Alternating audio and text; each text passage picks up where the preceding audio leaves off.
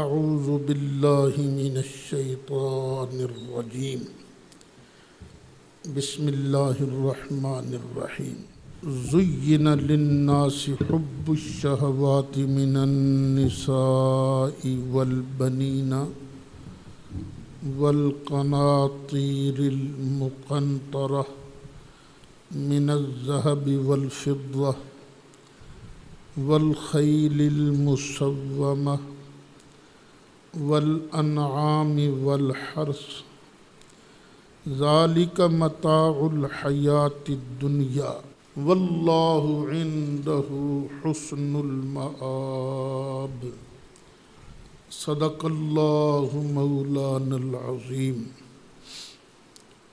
اللہ تعالیٰ کے بے پایاں کرم سے، اس کے فضل سے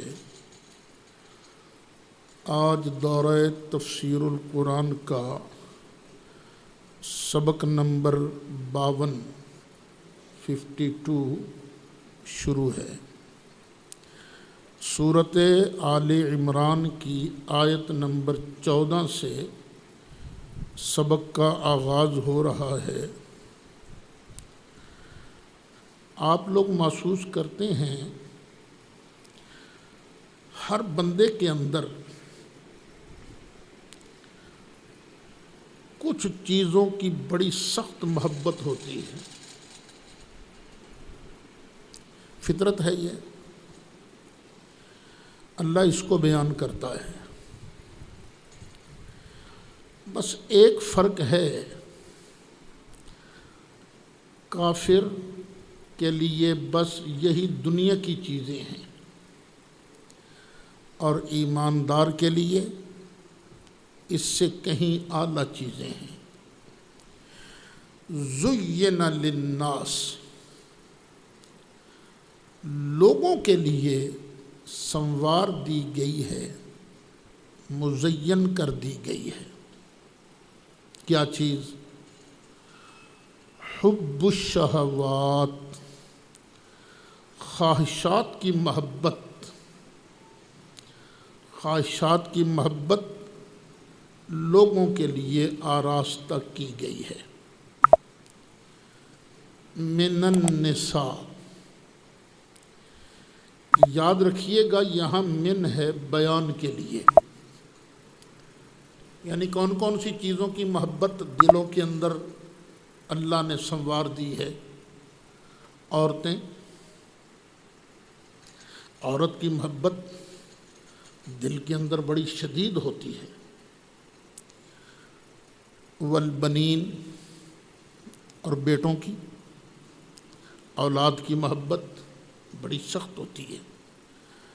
جن کے ہاں اولاد نہیں ہوتی وہ بیچارے مارے مارے پھرتے ہیں، دعا کیجیے اللہ بیٹا دے، دعا کیجیے اللہ بیٹا دے۔ محبت ہے تبھی تو اس کے لیے دعائیں ہو رہی ہیں۔ والقناطیر المقنطرہ، اور ڈھیروں کے ڈھیر۔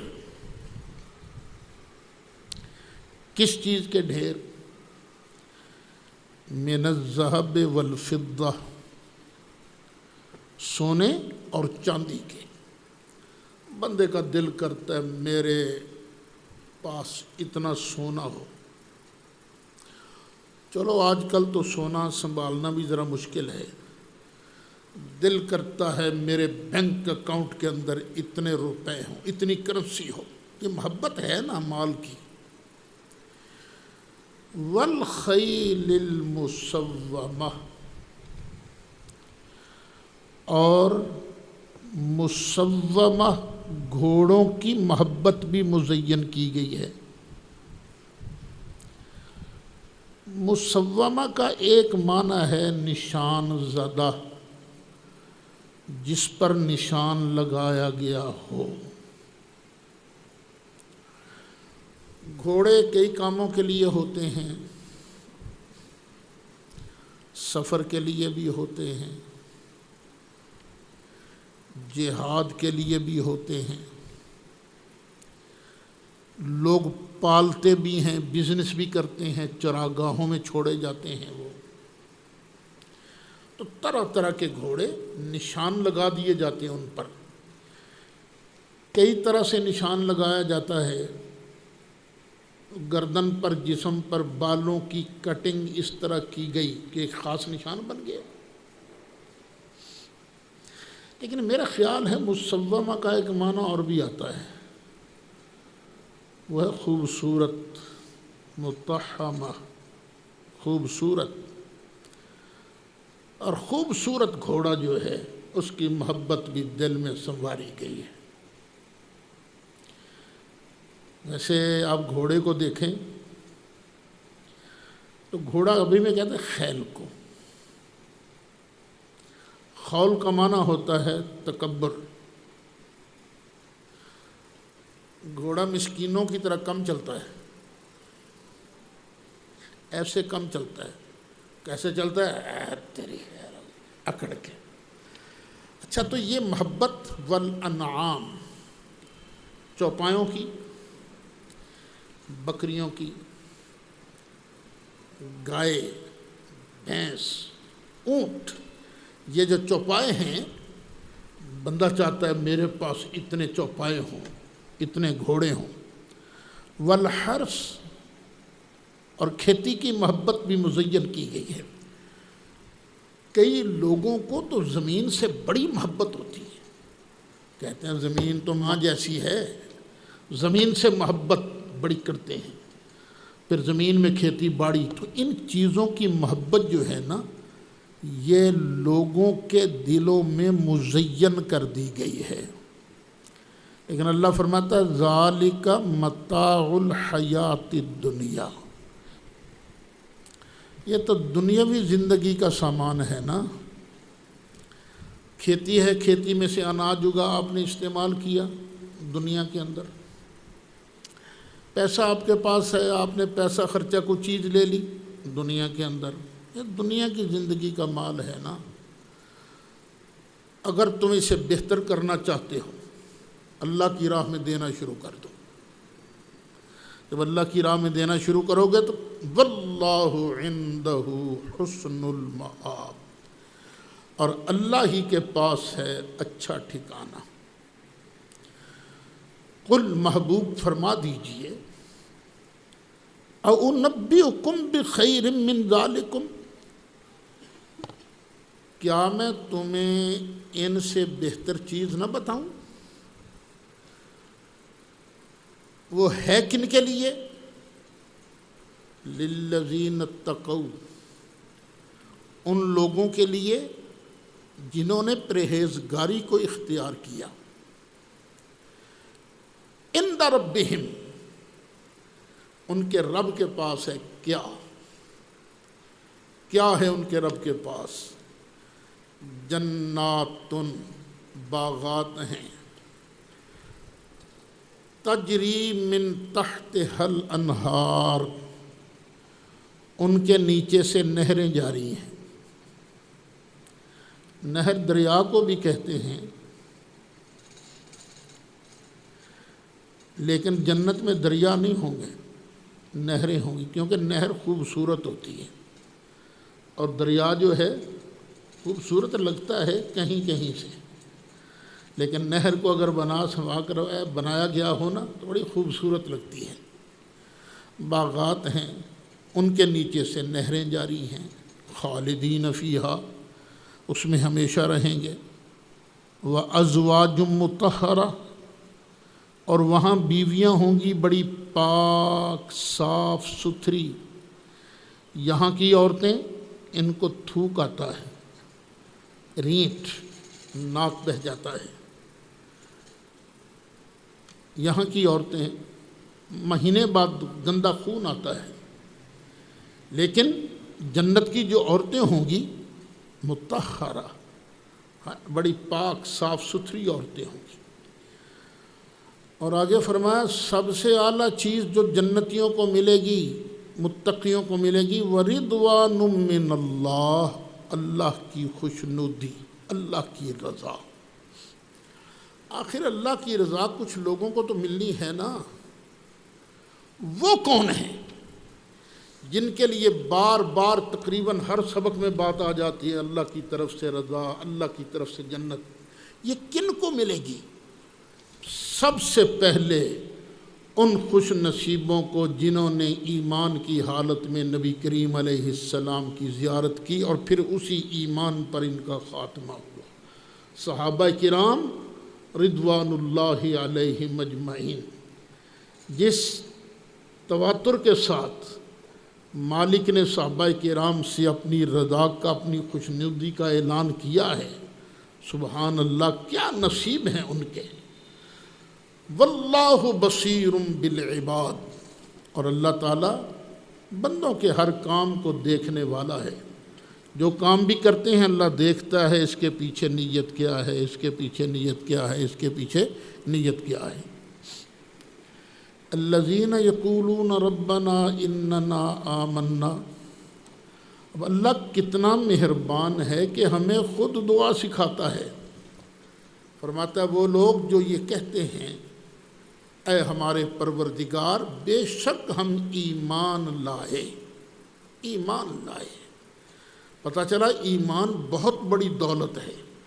ایمان کا ذکر پہلے، بندہ مومن سے گناہ ہوتے ہیں، غلطیاں ہوتی ہیں، تو پھر عرض کر فاغفر لنا ذنوبنا، یا اللہ ہمارے گناہ بخش دے۔ اچھا، یہاں سے پتہ چلا کہ مومن گناہ کر سکتا ہے۔ دیکھو نا، پہلے کہا اننا آمنا، بے شک یا اللہ ہم ایمان لائے، فاغفر لنا ذنوبنا، یا اللہ ہم گناہ گار ہیں، ہمارے گناہوں کی بخشش فرما۔ یہ تو کہہ سکتا ہے کہ ہم گناہ گار ہیں، یہ نہیں کہہ سکتا کہ ہم بے ایمان ہیں۔ نا، ایمان تو بہت بڑی دولت ہے بندے کے پاس۔ یا اللہ ہمارا عقیدہ بڑا کمزور ہے، نہیں، یہ بھی نہیں کہنا۔ عمل کمزور ہیں، عقیدہ الحمدللہ مومن کا بڑا مضبوط ہونا چاہیے۔ وقنا عذاب النار، اور یا اللہ ہمیں جہنم کی عذاب سے بچا۔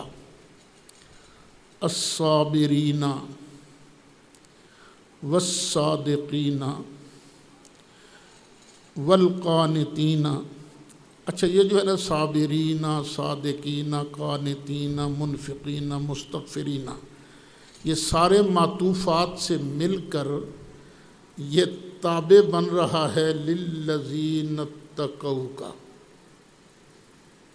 او پرہیزگاروں کے لیے، پرہیزگار کون ہیں؟ صبر کرنے والے، والصادقین، سچ بولنے والے، والقانتین، فرما بردار، ادب کرنے والے، والمنفقین، اور اللہ کی راہ میں خرچ کرنے والے، والمستغفرین بالاسحار، اور سحری کے وقت اللہ کی بارگاہ میں بخشش طلب کرنے والے۔ اب دیکھیے اللہ تعالیٰ ان کی مدح کر رہا ہے، صبر کرنے والوں کی بھی، سچ بولنے والوں کی بھی، فرما برداری کرنے والوں کی، ادب کرنے والوں کی بھی، اللہ کی راہ میں خرچ کرنے والوں کی بھی۔ اور صرف مستغفرین نہیں کہا، بلکہ ایک وقت کی ساتھ قید لگائی، والمستغفرین بالاسحار، سحری کے وقت استغفار کرنے والوں کی۔ تو یہ جو سحری کا وقت ہے یہ اللہ کو بڑا پسند ہے، بڑا پسند ہے۔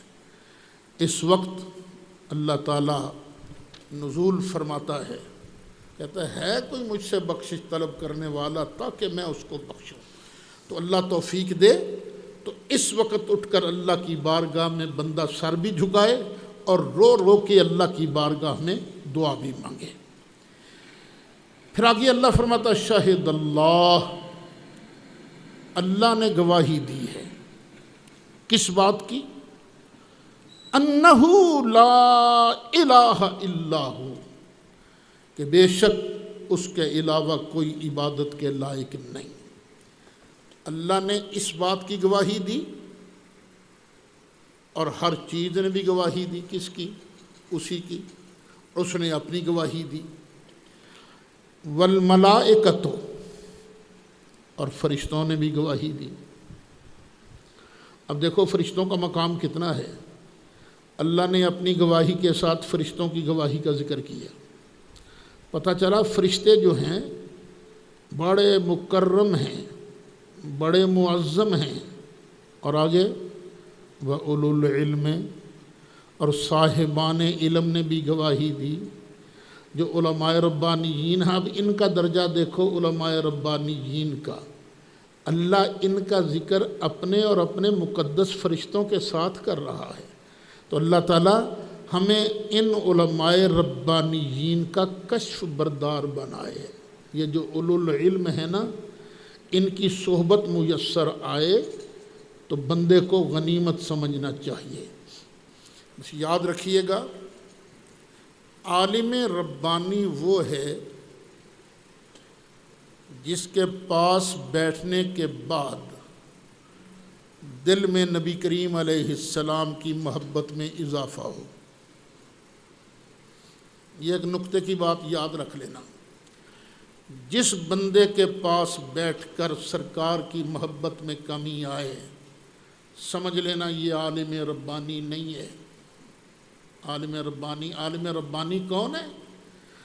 جس کے ساتھ بیٹھ کر، جس کی بات سن کر دل میں سرکار کی محبت پیدا ہو۔ 98 میں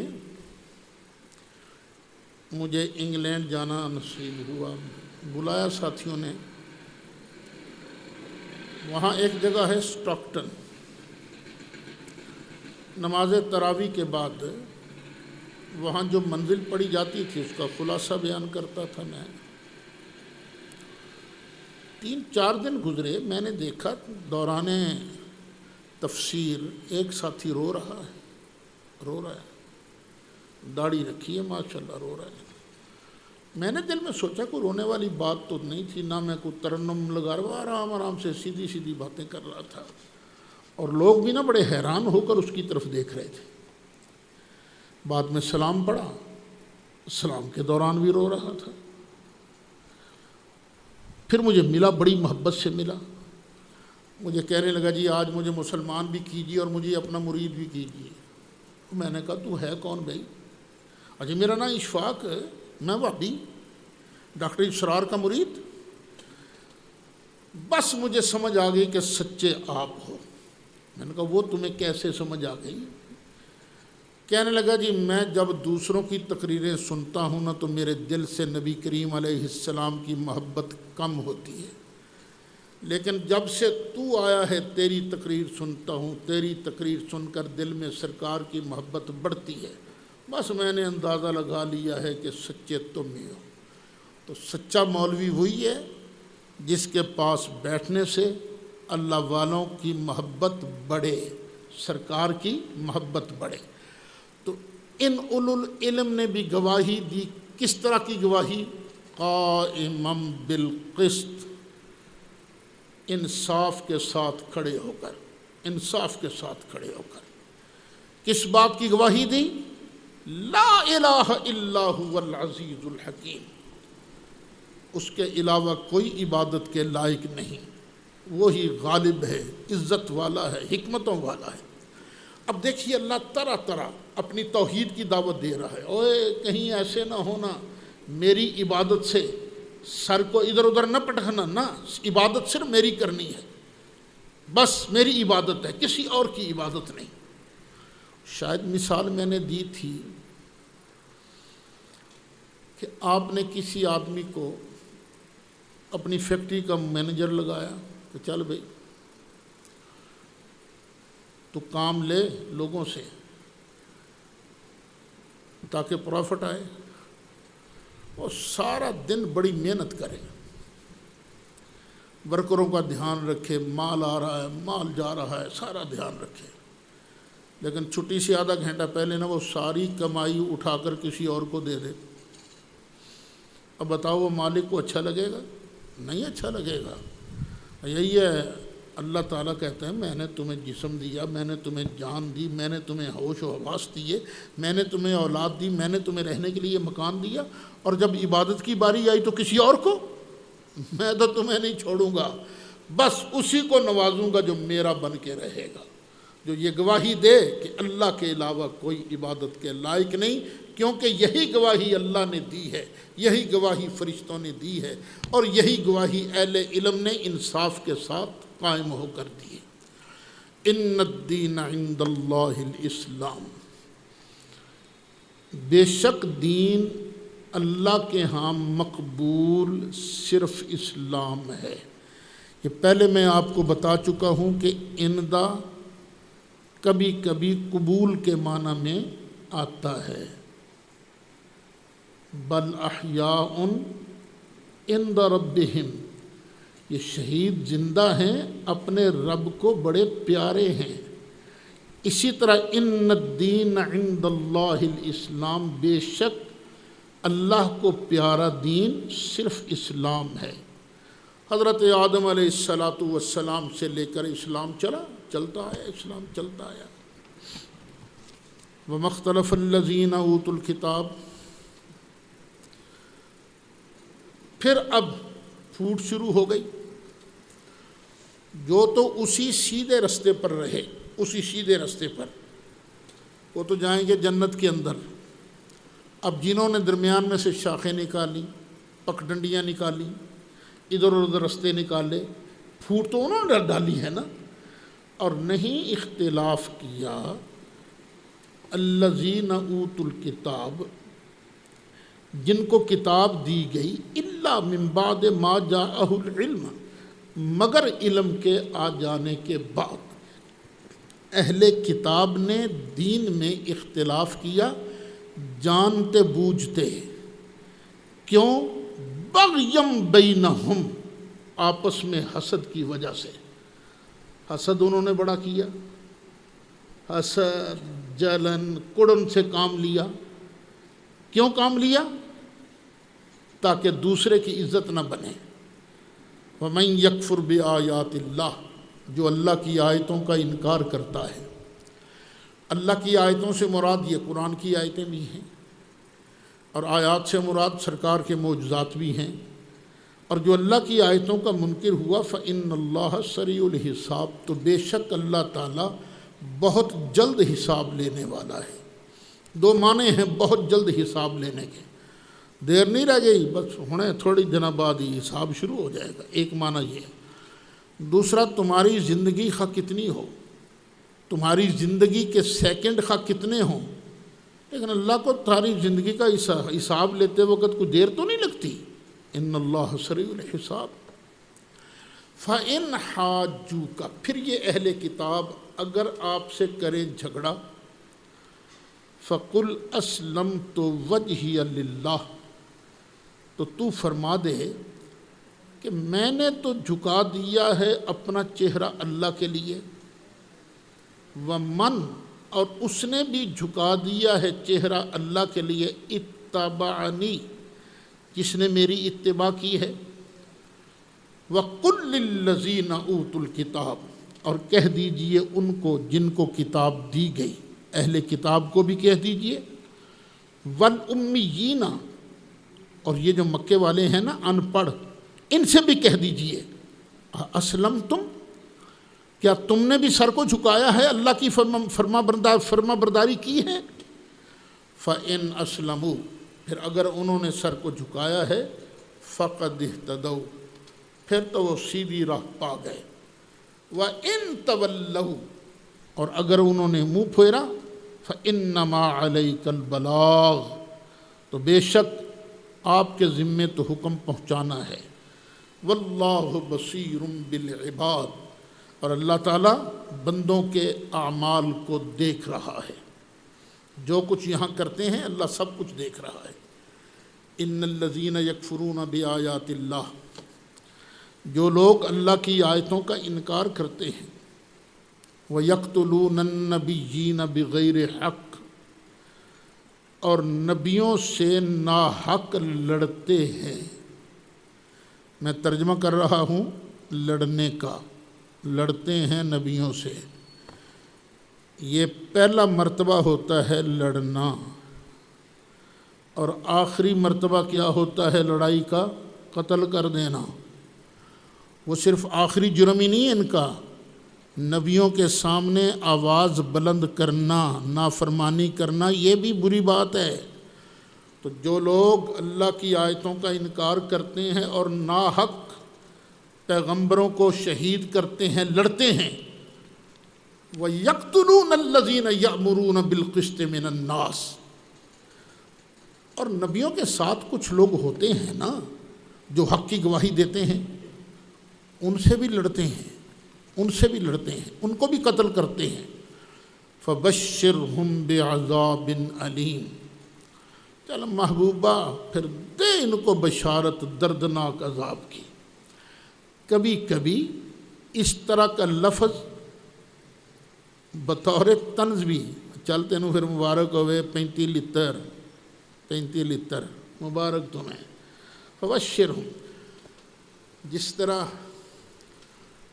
کچھ لوگوں کو اللہ کہے گا نا جہنم میں، ذق لیلہ سعاد انک انت العزیز الکریم، کیوں تو دنیا میں یوں بنا کرتا تھا، کرم والا، عزت والا بنا کر، چل اب سعاد لے لے۔ اسی طرح ہے فبشرہم اولئک الذین حبطت اعمالہم فی الدنیا والآخرہ وما لہم من ناصرین۔ مکے والے کہا کرتے تھے ہم تو بڑے اچھے لوگ ہیں، بڑی خدمات کرتے ہیں، نیک کام کرتے ہیں، حاجی حج کے لیے آتے ہیں، ہم انہیں کھانا کھلاتے ہیں، ہم انہیں پانی پلاتے ہیں، ہم ان کے لیے سہولتیں میسر کرتے ہیں۔ تو اللہ تعالیٰ نے ارشاد فرمایا اولئک الذین حبطت اعمالہم فی الدنیا، یہ وہ لوگ ہیں جن کے سارے عمل ضائع ہو گئے دنیا میں بھی، والآخرہ، اور آخرت میں بھی ان کو کچھ نہیں ملے گا، وما لہم من ناصرین، اور ان کے لیے کوئی مددگار نہیں ہوگا۔ بار بار قرآن پڑھ کے آپ کو سنا رہا ہوں، مددگار کن کا نہیں ہوگا؟ کافروں کا۔ ایمان والوں کے مددگار ہوتے ہیں، ایمان والوں کے مددگار ہوتے ہیں۔ یہ بولی نہیں بولنی کہ اللہ کے علاوہ کوئی مددگار ہے ہی نہیں، یہ نہیں کہنا، بلکہ یوں کہنا ہے اللہ کی عطا کے بغیر، اللہ کے اذن کے بغیر کوئی کسی کا مددگار نہیں۔ اور جب اللہ کا اذن ہوتا ہے پھر نبی بھی مددگار ہوتے ہیں، ولی بھی مددگار ہوتے ہیں، مومن بھی ایک دوسرے کے مددگار ہوتے ہیں۔ الم تر الی الذین اوتوا نصیبا من الکتاب یدعون الی کتاب اللہ لیحکم بینہم۔ نبی کریم علیہ السلام ایک مرتبہ یہودیوں کے مدرسے میں تشریف لے گئے۔ سرکار نے فرمایا میں وہ ہوں جس کی بشارت تورات کے اندر ہیں۔ ان کا نہیں جی آپ کا ذکر تو تورات میں ہے ہی نہیں۔ فرمایا لاؤ تورات لاؤ، ہم تورات میں سے اپنی نشانیاں تمہیں بیان کرتے ہیں۔ تو انہوں نے انکار کر دیا، وہ تورات لانے سے، پیش کرنے سے انکار کر دیا۔ یا ایک مرتبہ یوں ہوا کہ ان کے ایک معزز عورت نے یا آدمی نے زنا کا ارتکاب کیا، کیس سرکار کے پاس آ گیا، نبی کریم علیہ السلام سے کہا گیا جی آپ فیصلہ کر دو۔ فرمایا ابھی شادی شدہ تھا، اس کی سزا تو رجم ہے نا، پتھر مار مار کے مار دیں گے۔ وہ کہیں گے جی توبہ توبہ، اتنا ظالمانہ قانون؟ فرمایا ظالمانہ ہے یا عادلانہ یہ تو الگ بات ہے، یہ تو تورات کے اندر بھی ہے۔ وہ عبداللہ بن سوریہ ان کا بہت بڑا مولوی تھا، وہ کہیں گے جی بالکل کوئی نہیں، تورات کے اندر کوئی نہیں ہے۔ فرمایا لاؤ تورات آئی نا، کھولی، فرمایا پڑھو یہاں سے۔ اور وہ جو یہودی مولوی تھا نا بڑا خبیث تھا، اس نے آیت رجم پڑھنا یوں انگلی رکھ کے نا اوپر نیچے سے پڑھنا شروع کر دیا۔ حضرت عبداللہ بن سلام بھی پاس تھے، انہوں نے جیسے کیا اوے ہاتھ چوک کے پڑھ، تو نیچے آیت رجم موجود تھی۔ ان الم تر الی الذین اوتوا نصیبا من الکتاب، کیا آپ نے ان کو نہیں دیکھا جنہیں کتاب کا ایک حصہ دیا گیا تھا؟ یدعون الی کتاب اللہ، اللہ کی کتاب کی طرف بلائے جاتے تھے، لیحکم بینہم، تاکہ وہ ان کے درمیان فیصلہ کرے، یہ تورات جو ہے۔ ثم یتولی فریق منہم، پھر ان میں سے ایک گروہ منہ پھیر کے چلا گیا، وہم معرضون، اور وہ ہیں ہی منہ پھیرنے والے۔ ذالک، یہ جرت ان کے اندر کیوں پیدا ہوئی کہ ہم کتاب اللہ کو نہیں مانتے؟ آپ دیکھیں نا، کسی عام آدمی کے سامنے قرآن شریف کھول کر کہا جائے نا بیٹے یہ مسئلہ دیکھ یوں لکھا ہے، وہ کانپ جاتا ہے، انکار نہیں کرتا۔ لیکن کوئی مولوی آ جائے آگے سے، ان کو دیکھو سرکار کی شان کے بارے یہ آیت لکھی ہوئی ہے، تو اب وہ کوئی مولوی صاحبان ایسے ہوتے ہیں وہ اکھڑ جاتے ہیں، لے سرکار دے پلے شے ہی کوئی نہیں، اور تو کہتا ہے پلے شے یہ لکھا انا اعطیناک الکوثر، یہ لکھا ہے، لیکن وہ کیا کرتے ہیں؟ بس ضد کی وجہ سے انکار کرتے جاتے ہیں۔ ذالک بانہم، یہ جرت ان کو کیوں ہوئی؟ اس لیے کہ قالو، انہوں نے دعویٰ کیا تھا، لن تمسن النار، ہرگز ہمیں آگ نہیں چھوئے گی، الا ایاما معدودات، مگر گنتی کے وہ دن جن دنوں میں ہمارے باپ داداؤں نے بچڑے کو پوجا تھا، بس زیادہ ہمیں پھینٹا لگا بھی تو اتنے دن ہی اللہ نے ہمیں جہنم میں رکھنا، اس سے زیادہ نہیں۔ وغرہم فی دینہم، اور دھوکہ دیا ان کو ان کے دین میں، کس چیز نے؟ ما کانوا یفترون، جو وہ اپنی طرف سے چیزیں گھڑ گھڑ کے پیش کیا کرتے تھے۔ ہم نے دیکھا ہے جلسوں کے اندر بھی کئی مرتبہ لوگ کھڑے ہو جاتے ہیں، سوال جی قرآن کیا لکھا جی، سانو فلانے مولوی ہے دسیا سی، حالانکہ قرآن میں نہیں ہوتا، مولوی صاحبان خود ہی گھڑ کے اللہ کے ذمے لگا دیتے ہیں۔ تو آج تو یہ کر رہے ہیں کہ کتاب اللہ کے اندر تحریف کرتے ہیں، سرکار کی شانوں کو چھپاتے ہیں، فکیف، پھر کیا نظارہ ہوگا؟ اذا جمعناہم لیوم، جب ہم ان کو جمع فرمائیں گے اس دن کے لیے، لا ریب فیہ، جس میں کوئی شک نہیں، جس نے آ کے رہنا ہے، ووفیت، اور پورا پورا دیا جائے گا۔ اس لفظ کو ذرا اچھی طرح ذہن میں رکھنا ہے، ووفیت پہلے بھی 2-3 مرتبہ میں نے توجہ کرائی ہے، آگے سبق میں بات آئے گی۔ ووفیت کل نفس، اور ہر جان کو پورا دیا جائے گا، کیا؟ ما کا سبت، جو اس نے کمایا، جتنی اس نے کمائی کی ہے اس کو پوری دی جائے گی۔ کسی نے اگر 1000 روپے اللہ کی راہ میں خرچ کیا ہے تو یہ نہیں ہوگا کہ 999 اس کو ملیں اور ایک کا کوئی اجر نہ ملے، یہ نہیں ہوگا، پوری کمائی۔ ایک ہوگا، کمائی کی ہے 10 روپے، اللہ اپنے فضل سے 1000 روپیہ دے دے، یہ ہوگا، یعنی نقصان نہیں اسے ہوگا۔ ایک ہے اللہ کا عدل اور ایک ہے اللہ کا فضل۔ اللہ کا عدل یہی ہے کہ ہر ایک کو پوری کمائی ملے، اور اللہ کا فضل یہ ہے کہ وہ ایک خرچ کرے، اللہ اس کے بدلے اسے جنت نصیب فرمائے۔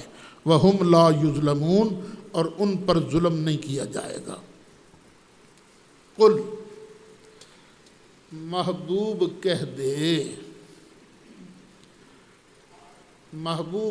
دے، ہماری تعریف ہے، تو ہماری تعریف ان لفظوں سے کر۔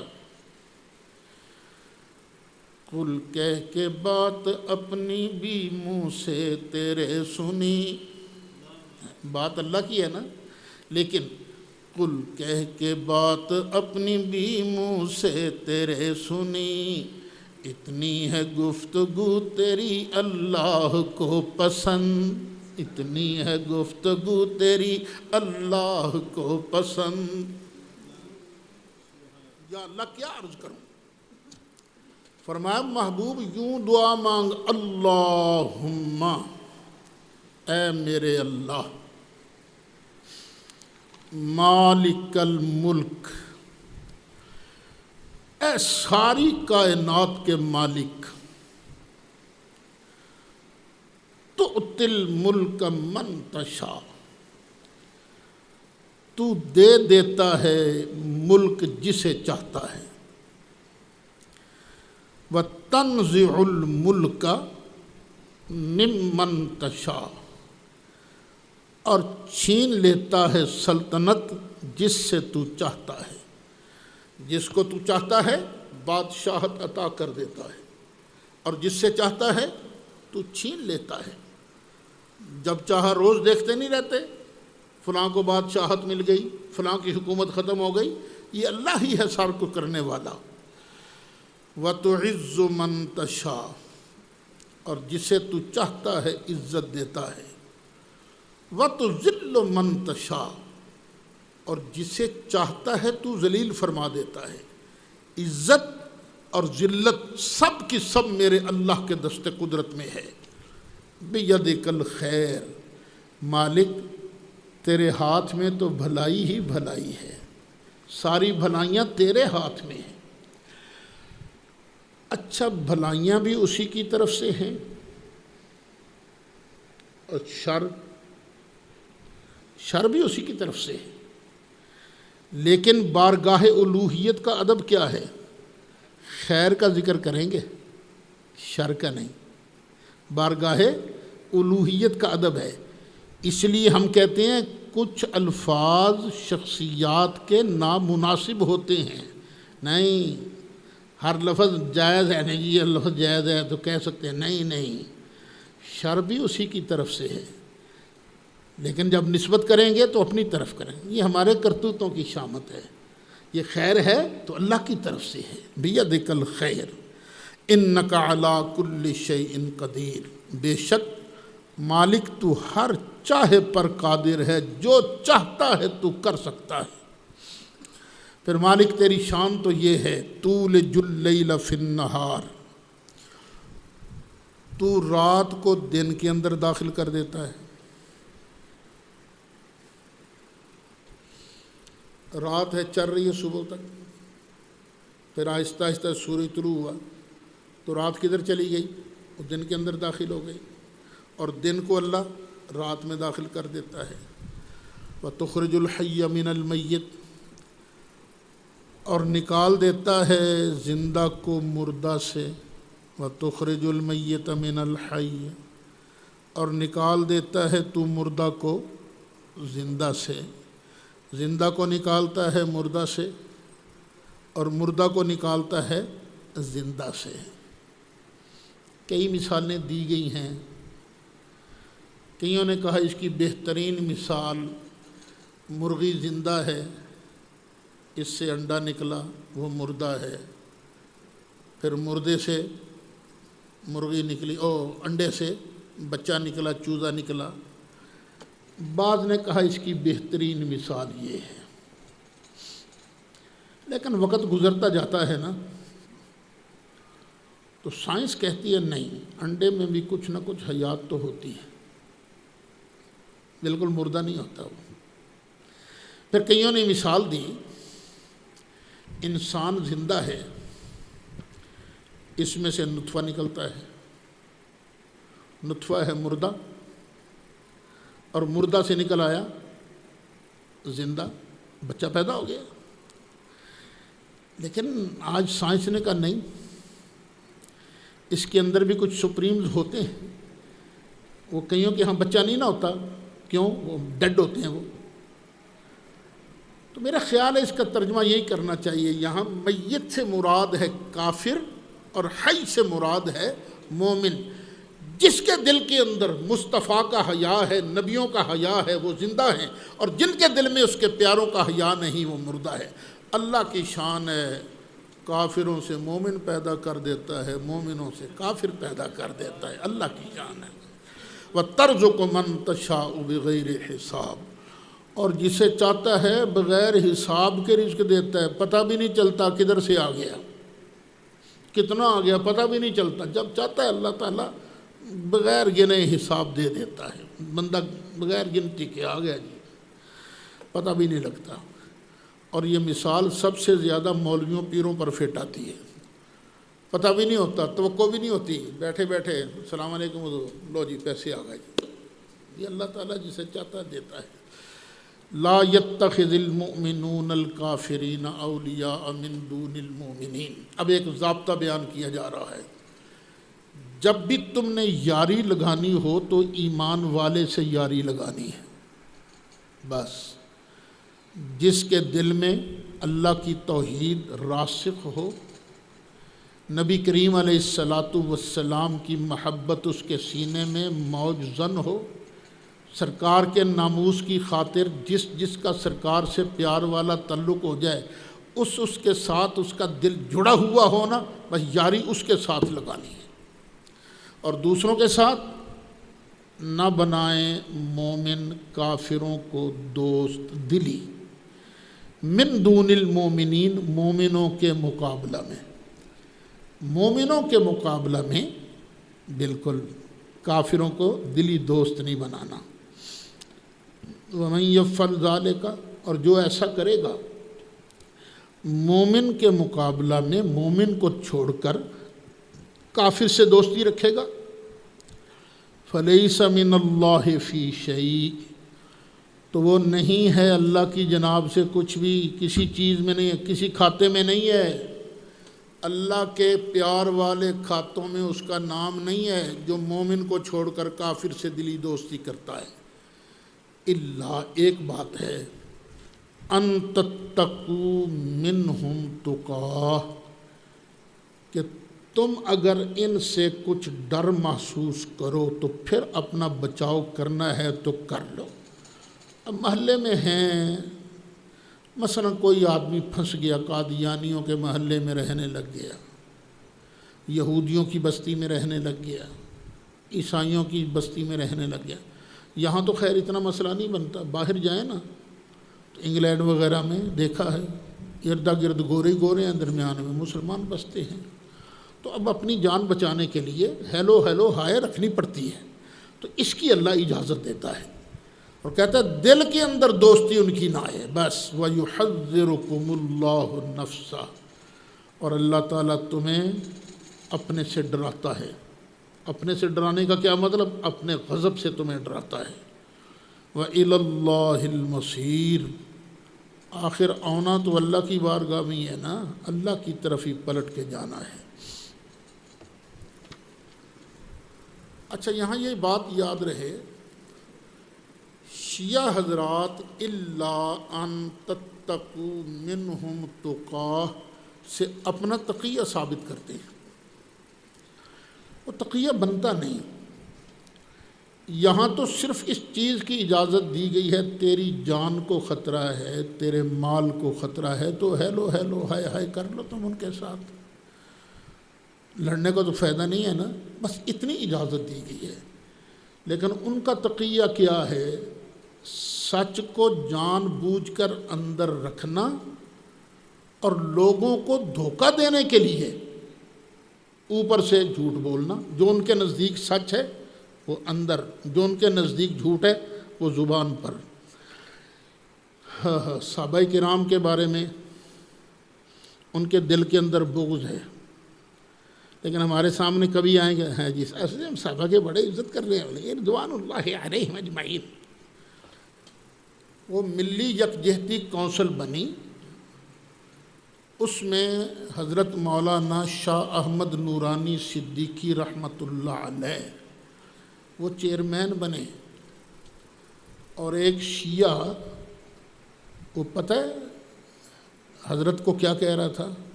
حضرت ہم نے صدیقی کے ہاتھ پر بیعت نہیں کی، صدیق کے ہاتھ پر بیعت کی ہے۔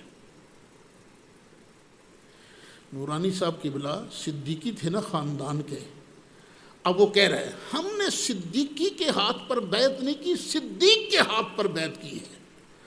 اور ایک دوسرا خبیث شیعہ بیٹھا تھا، وہ کہتا تھا تقیہ تقیہ نہیں، ان کا تقیہ تو پتہ نہیں کیا ہے، امام جعفر صادق کی طرف منسوب کر دیا۔ وہ فرماتے ہیں لا ایمان لمن لا تقیۃ لہ، الا لا ایمان لمن لا تقیۃ لہ۔ اور بندہ بڑا بے ایمان ہے جو تقیہ نہیں کرتا، ایک گر کی بات آپ کو بتا دیتا ہوں. کسی شیعہ کے ساتھ آپ کا ہو مناظرہ تو گفتگو شروع ہونے سے پہلے آپ اس سے بڑے پیار سے پوچھ لو، حضرت اب میدان مناظرہ میں آپ تقیہ کرو گے یا نہیں؟ اگر کہے تقیہ کروں گا، آپ کہیے حضرت پھر تو آپ جھوٹ ہی بولو گے نا، سچ تو بولو گے ہی نہیں. اگر وہ کہے میں تقیہ نہیں کروں گا تو پھر آپ کہہ دیں پھر تو آپ شیعہ ہی نہیں ہیں، کیونکہ ان تسعۃ اعشار الدین فی التقیہ، دین کے 10 حصے ہوں تو 9 حصے تقیہ کرنے میں. صرف 2 چیزوں میں تقیہ نہیں ہو سکتا، باقی ہر چیز کے اندر تقیہ ہے. اور وہ 2 چیزیں کیا ہیں؟ ایک موضوع پر مسح کرنا، ایک رات کو پیالے کے اندر پانی ڈال کے نا، چھوارے ڈال کے، صبح پانی میٹھا ہو جاتا ہے نا، اسے کہتے ہیں نبیذ تمر. بس ان 2 چیزوں کے اندر تقیہ نہیں ہے، باقی ہر چیز کے اندر تقیہ ہے. شیعہ دا تقیہ بھی تکڑا ہے بھئی. قل ان تخفوا ما فی صدورکم او تبدوہ یعلمہ اللہ. محبوب فرما دیجئے کہ اگر تم چھپاؤ اس چیز کو جو تمہارے اندر ہے، تمہارے سینوں میں ہے، یا ظاہر کر دو، پاویں تقیہ کرو پاویں نہ کرو، یعلمہ اللہ، اللہ سب کچھ جانتا ہے. یعلم ما فی السماوات و ما فی الارض، جو کچھ آسمانوں میں ہے اور جو کچھ زمین میں ہے سب کچھ جانتا ہے. واللہ علی کل شیء قدیر، اور اللہ ہر چیز پر قادر ہے. یوم تجد کل نفس ما عملت من خیر محضرا، قیامت کا دن آئے گا، یہاں دنیا میں جس کسی نے کوئی اچھا کام کیا ہے وہ اس کو سامنے حاضر پائے گا، نیکیاں اس کے سامنے موجود ہوں گی. یہ بھی ہو سکتا ہے نیکیاں من مونی صورت کے اندر اس کے سامنے آ جائیں، اس کا دل ان چیزوں کی طرف ہے پھسلے، کیا اچھی چیز ہے بھی. اور اسی طرح وما عملت من سوء، اور آج جس جان نے جو بھی برا کام کیا ہے وہ اس کو بھی حاضر پائے گا. کچھ حدیثوں میں آتا ہے نا، وہ کنجوس جو زکوٰۃ نہیں دیتا یہ گناہ ہے نا اس کا، یہ برائی ہے اس کی، تو اس کو گنجے سانپ کی شکل میں دیکھے گا. اور ایک جگہ وَمَن يَعْمَلْ مِثْقَالَ ذَرَّةٍ خَيْرًا يَرَهُ، اور جو آدمی یہاں دنیا کے اندر کوئی بھی نیکی کرتا ہے قیامت کے دن دیکھے گا، اور جس نے یہاں ذرا بھی گناہ کیا اس کو بھی وہاں دیکھے گا. جب اس کے سامنے برائی آئے گی اس کی ہوئی تودو، تو اس وقت وہ چاہے گا لو ان بینہا، کاش اس گناہ کے درمیان، و بینہ، اور اس کے اپنے درمیان، امدم بعیدا، دور کا فاصلہ ہوتا، میں دے نیڑے بھی نہ لگتا. کاش میں کیوں اس کرتوت کے اندر پھنسا، میں نے کیوں یہ گناہ کیا. اللہ فرماتا ہے میں اب آج تمہیں وَيُحَذِّرُكُمُ اللَّهُ نَفْسَهُ، اور ڈراتا ہے تم کو اللہ اپنے عذاب سے، اپنے آپ سے ڈراتا ہے. وگرنہ واللہ رؤوف بالعباد، اللہ بندوں پر تو بڑا مہربان ہے، بڑا مہربان ہے اللہ تعالیٰ. لیکن 2 چیزیں ہیں، اللہ کی رحمت کی امید بھی اور اللہ کے عذاب کا ڈر بھی. بس دونوں چیزیں ہوں تو اس کا نام ہے ایمان. الایمان بین الخوف والرجاء. یہودی کہتے تھے ہمیں اللہ سے بڑا پیار ہے، عیسائی کہتے تھے ہمیں اللہ سے بڑا پیار ہے. یہودی کہتے تھے ہمیں اللہ سے پیار ہے اسی لیے تو ہم عزیر علیہ السلام کو جو اس کے بیٹے ہیں ان کو معبود مانتے ہیں. عیسائی کہتے تھے ہمیں اللہ سے بڑا پیار ہے اسی لیے تو ہم اللہ کے بیٹے عیسیٰ علیہ السلام کو معبود مانتے ہیں. تو نبی کریم علیہ السلام سے اللہ نے کہا محبوب کل ان کو کہہ دے، اے ان کنتم تحبون اللہ، اگر تم اللہ سے محبت کرتے ہو تو پھر کیا کرو؟ فاتبعونی، تم میں مصطفیٰ کی اتباع کرو، بس میرے سچے مرید بن جاؤ۔ جب تم میری سنت پر عمل کرو گے تو ہوگا کیا؟ یحببکم اللہ، آج تم اللہ سے پیار کرتے ہو، پھر اللہ تم سے پیار کرے گا۔ پہلے تم محب ہو، پھر تم محبوب بن جاؤ گے۔ وَيَغْفِرْ لَكُمْ ذُنُوبَكُمْ، اور پھر اللہ تعالیٰ تمہارے گناہ بھی بخش دے گا۔ بندے سے ہو جاتے ہیں نا گناہ، اللہ گناہ بخش دے گا۔ واللہ غفور الرحیم، اور اللہ تعالیٰ بخشنے والا مہربان ہے۔ قل، فرما دیجئے، اطیعوا اللہ والرسول، جنت میں جانا ہے نا، ایک ہی کام کرنا پڑے گا، اللہ کی بھی اطاعت کرو اور رسول اللہ کی بھی اطاعت کرو۔ اللہ کے حکم کو بھی مانو اور نبی کریم علیہ السلام کے حکم کو بھی مانو۔ فَإِن تَوَلَّوْا، پھر اگر لوگ منہ پھیریں، فَإِنَّ اللَّهَ لَا يُحِبُّ الْكَافِرِينَ، تو بے شک اللہ تعالیٰ کافروں سے محبت کرنے والا نہیں ہے، اللہ پسند نہیں کرتا کافروں کو۔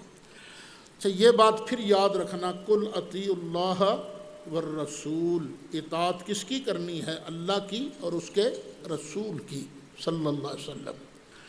ہمیں طعنہ دیا جاتا ہے وہابیہ کی طرف سے، تم اللہ رسول کو چھوڑ کر ابو حنیفہ کی اطاعت کرتے ہو، تم تو عیسائیت کے منکر ہو۔ میرے بھائی تمہیں غلطی لگتی ہے، ہم ابو حنیفہ کی اطاعت ان کو مستقل سمجھ کر تو نہیں کرتے، ہم ان کی بات کو مانتے ہیں تو کیا سمجھ کے مانتے ہیں؟ انہوں نے اللہ رسول کی بات ہمیں سنائی ہے، اور بالفرض اگر کبھی واضح ہو جائے کہ دلیل اقوا ہمارے فقہ کے مخالف ہے، ہمارے قول کے مخالف ہے، تو ہم ترجیح دلیل اقوا کو دیں گے۔ اسی لیے بے شمار آپ ہدایہ اٹھا کر دیکھیں، اقوال موجود ہوتے ہیں، لیکن فتویٰ کبھی صاحبین کے قول پر ہوتا ہے، کبھی کسی ایک امام کے قول پر ہوتا ہے، امام صاحب کے قول پر فتویٰ نہیں بھی ہوتا۔ تو ہم اللہ کی اطاعت کرتے ہیں اور اللہ کے رسول کی اطاعت کرتے ہیں، اور امام کی تقلید کس لیے کرتے ہیں؟ ہم کسی ماہر کی رہنمائی میں کتاب و سنت پر عمل کرتے ہیں۔ ان اللہ اصطفیٰ آدم، بے شک اللہ نے چن لیا ہے آدم کو، ونوحًا، اور نوح کو، وآل ابراہیم، اور ابراہیم کی آل کو، وآل عمران، اور عمران کی آل کو، علی العالمین، پوری کائنات پر، پوری کائنات پر ہم نے ان کو چن لیا ہے، ان کو فضیلت دی ہے۔ پتہ چلا بندہ اگر کسی اپنے بڑے نیک بڑے کے طریقے پر ہو تو اس کو اس کا فائدہ پہنچتا ہے، لیکن اگر طریقے پر نہیں تو خواہ سرکار کا ہی بیٹا کیوں نہ ہو، سرکار کی ہی نسل میں سے کیوں نہ ہو، اگر وہ سرکار کا نہیں بنتا، سرکار کی مخالفت کرتا ہے، تو اس کو پھر یہ نسب فائدہ نہیں دے گا۔ نسب فائدہ کس کو دے گا؟ جو ان کے طریقے پر چلنے والا ہوگا۔ کل میں نے بتایا تھا کہ عمران نام کے 2 آدمی گزرے ہیں، ایک جناب ہارون اور جناب موسیٰ علیہ السلام کے والد، اور ایک حضرت سیدہ مریم کے والد۔ ذریۃ بعضھا من بعض، ایک نسل ہے ایک دوسرے میں سے۔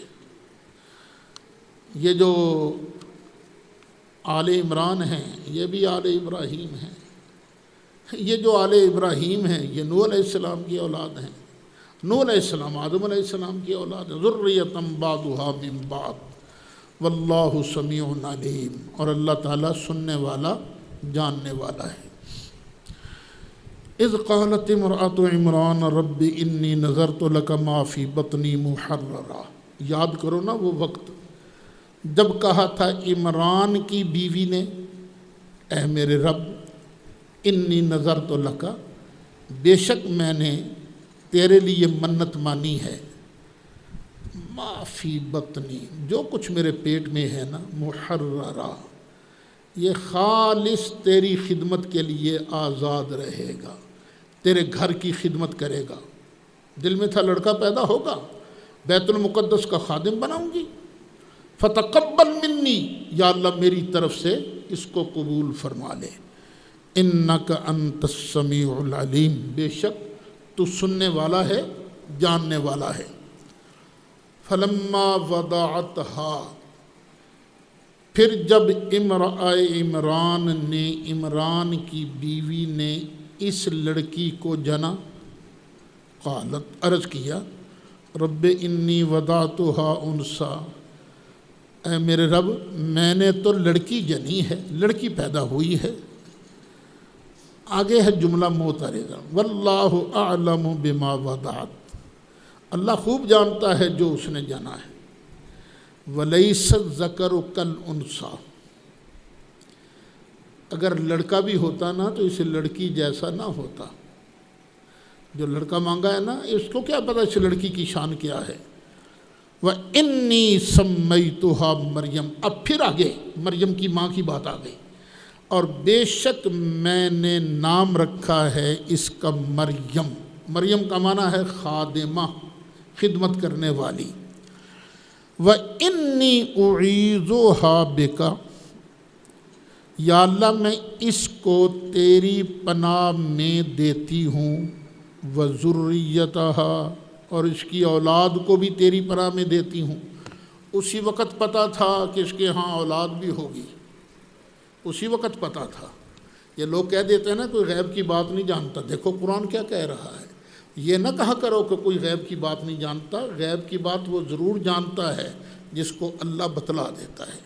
من الشیطان الرجیم، مردود شیطان کے مکروں سے، اس کو تیری پناہ میں دے۔ حدیث شریف میں آتا ہے کہ جب کوئی بچہ پیدا ہوتا ہے نا تو شیطان خبیث آن کے نا چٹکی بھرتا ہے، اس طرح انگلی چبوتا ہے جس سے بچہ روتا ہے، لیکن چونکہ ماں نے کہا تھا نا یا اللہ میں اس کو اور اس کے بچے کو تیری پناہ میں دیتی ہوں، تو شیطان کا وار ادھر نہیں چل سکا، ادھر نہیں چل سکا، نہ حضرت سیدہ مریم روئیں نہ حضرت سیدنا عیسیٰ علیہ السلام روئیں۔ فَتَقَبَّلَهَا رَبُّهَا بِقَبُولٍ حَسَنٍ، تو قبول کر لیا اس بچی کو، اس بچی کے رب نے اچھا قبول کرنا۔ وَأَنبَتَهَا، اور اس کو پروان چڑھایا، نباتاً حسنا، اچھا پروان چڑھانا۔ وَكَفَّلَهَا زَكَرِيَّا، اور کفالت میں دے دیا اس کو زکریا علیہ السلام کی، یعنی زکریا علیہ السلام کو ان کا نگران پرورش کارندہ بنایا، پرورش کرنے والا۔ وہ آگے آ رہی ہے بات، یہ بچی تھی منظورہ، اس کی منت مانی ہوئی تھی۔ اب بیت المقدس کے جتنے رہبان تھے 27 بیان کیے جاتے ہیں، سب کی خواہش تھی کہ میں اس کی پرورش کروں کیونکہ یہ بڑے نام والی ہوگی۔ تو قرہ میں قرہ اندازی کی گئی۔ قرہ اندازی کس طرح کی گئی؟ پانی آ رہا ہے نا، ندی کا پانی آ رہا ہے تو اپنے اپنے قلم چھوڑ دو، جس کا قلم نہ بہے اوپر کو جائے وہ اس کی کفالت کرے گا۔ تو زکریا علیہ السلام کے ذمے سیدہ مریم کی کفالت آئی۔ کلما دخل علیہا زکریا المحراب، جب بھی حضرت زکریا علیہ السلام حضرت مریم کے پاس آتے محراب میں، محراب سے مراد یہ محراب نہیں، حجرہ، جو حجرہ حضرت مریم کے لیے وقف تھا نا، اس میں جب کبھی آتے وجد عندہا رزقا، پاتے ان کے پاس رزق ان کے پاس پاتے ہے، بے موسمہ پھل ان کے پاس ہوتا، یعنی بے موسمہ پھل حضرت سیدہ مریم کے پاس ہونا یہ حضرت مریم کی کرامت ہے۔ قال یا مریم انا لک ھذا، کہا اے مریم یہ تیرے پاس کہاں سے آیا؟ قالت، جواب دیا، ہوا من عند اللہ، یہ اللہ کی طرف سے ہے۔ اے خالو جان، جس اللہ نے آپ کے سر پر نبوت کا تاج سجایا ہے یہ انہی کی طرف سے ہے۔ ان اللہ یرزق من یشاء بغیر حساب، بے شک اللہ تعالیٰ جسے چاہتا ہے بغیر حساب کے عطا فرماتا ہے۔ میں شاید 91 میں یا 92 میں حیدرآباد گیا تھا دورہ تفسیر القرآن پڑھانے کے سلسلہ میں۔ میں بھی جوان تھا اس وقت، کتنے سال ہو گئے اس کو، 30 سال، 91-92 کو تقریباً 30 سال، 29-30 سال۔ جوان تھا، ہمت بھی تھی، وقت بھی دے سکتا تھا۔ پہلے تو کلاس کے اندر ہی چلتا تھا سلسلہ، یہ سوال کا جواب، یہ سوال کا جواب، یہ سوال کا جواب۔ پھر جہاں میری رہائش تھی لطیف آباد میں، جامعہ محمودیہ، تو وہاں بھی ساتھی آ جاتے تھے، اس سوال کا جواب کیا ہے۔ تو وہاں ایک مرتبہ ایک مفتی صاحب آئے، کہنے لگے حضرت ایک سوال بڑی دیر کا اٹکا ہوا ہے، بڑوں سے پوچھا ہے تسلی نہیں ہوئی، آپ بھی فرما دیجئے۔ میں نے کہا جی آپ ارشاد فرمائیے، اگر جواب آتا ہوا تو عرض کر دوں گا۔ کہنے لگا جناب جب بندہ مومن قبر میں جائے گا، فرشتہ پوچھے گا ما کنت تقول فی ھذا الرجل، اس سرکار کے بارے تو کیا کہا کرتا تھا؟ تو بندہ مومن جواب دے گا ہوا محمد الرسول اللہ، یہ محمد الرسول اللہ ہے۔ یہ ہوا پراپر ناؤن ہے، ضمیر ہے غائب کی۔ بندہ مومن کو انعام اس وقت قبر میں ملے گا جب نبی کو قبر میں غائب مانے گا، یہ حاضر کی ضمیر نہیں ہے۔ میں نے کہا جناب والا غلطی آپ کو اس لیے لگ رہی ہے، آپ کو ضمیر غائب اور حاضر کے معنی میں فرق نہیں سمجھ میں آ رہا۔ ضمیریں ہوتی ہیں 3، ایک متکلم کی ضمیر اس کے لیے اس پر دلالت کرتی ہے جو بات کرنے والا ہو۔ مثلا میں سے مراد کیا ہے؟ میں جو بول رہا ہوں محمد سعید احمد اسد،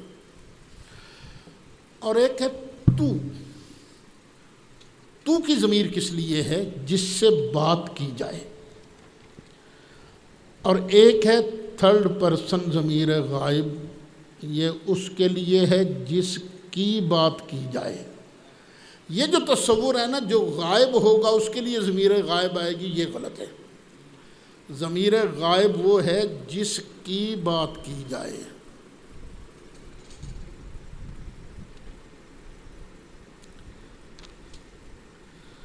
یہ کیا رکھا ہے بھائی؟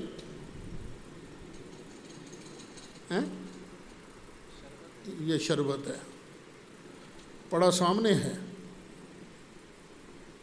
پڑا سامنے ہے۔ یہ چیزیں کیا ہیں؟ غائب ہے نا، اس میں اشارہ بنا لو، ضمیر بنا لو، تو ضمیر اگر ہوگی تو پھر کیا ضمیر غائب کی ہوگی، چیز سامنے ہے۔ تو ضمیر غائب اس کے لیے ہوتی ہے جس کی بات کی جائے، کیونکہ سرکار کی بات ہوگی نا، اس لیے ضمیر غائب کی آئی۔ اس نے کہا جی بات تو سمجھ میں آ گئی، قرآن سے مثال مل جائے گی؟ میں نے کہا بالکل ملے گی، یہی پھر آیت پڑھی میں نے کہا دیکھو کلما دخل علیہا زکریا المحراب وجد عندہا رزقا، جب کبھی حضرت زکریا علیہ السلام حجرے میں ان کے پاس داخل ہوتے تو پاتے ان کے پاس پھل، بے موسمہ رزق پاتے، تو کیا پوچھتے؟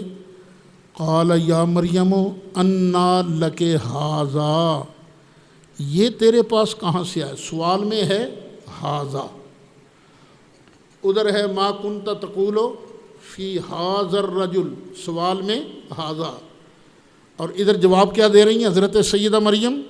قالت ہوا من عند اللہ، خالو جی جس کی بات کر رہے ہو نا یہ اللہ کی طرف سے ہوا، پھل سامنے پڑا ہے، اور ضمیر کیسی بیان ہو رہی ہے؟ ضمیر غائب۔ اسی طرح سرکار قبر کے اندر انشاءاللہ جلوہ فرما ہوں گے، کیونکہ بات سرکار کی ہو رہی ہوگی نا، اس لیے سعید اسد بڑے ادب سے کہے گا ہوا محمد الرسول اللہ، اب مر کے پہنچے ہیں یہاں اس دلربا کے واسطے۔